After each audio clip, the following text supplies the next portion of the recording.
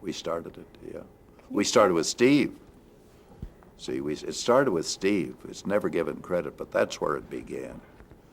And it began as a joke, offhand. It began as an offhand joke, and then Stan Burns again, or Herb Sargent, one of the two writers, said, this is something that works. Let's do this. When we were stuck, that used to be a filler.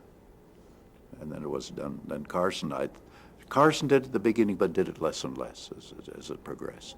And when I left the show, I don't know whether I didn't watch it anymore, so I can't say whether Doc was one of the great foils for Stump the Band. Well, it started accidentally. It started when we had nothing to do, trying to get fills that work or a guest that didn't show, which very often happened. And it started as a kind of a local joke with the band. And there are certain songs, now that I've said that, I'm going to blow it because I can't remember what they are, but, like Autumn in New York and Moonlight in Vermont. Basically, they're the same song. Autumn in New York, Moonlight in Vermont, Moonlight in Vermont. They're the same song, upside down.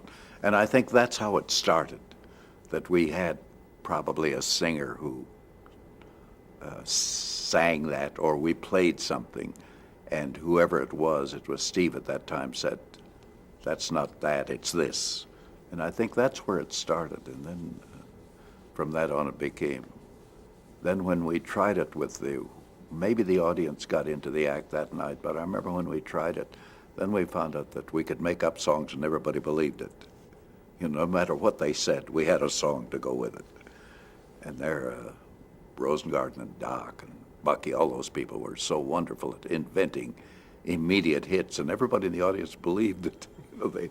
They'd come up with these wild titles, and we'd always know what it was, and that lasted through the beginning of Carson, and then it fell by the wayside.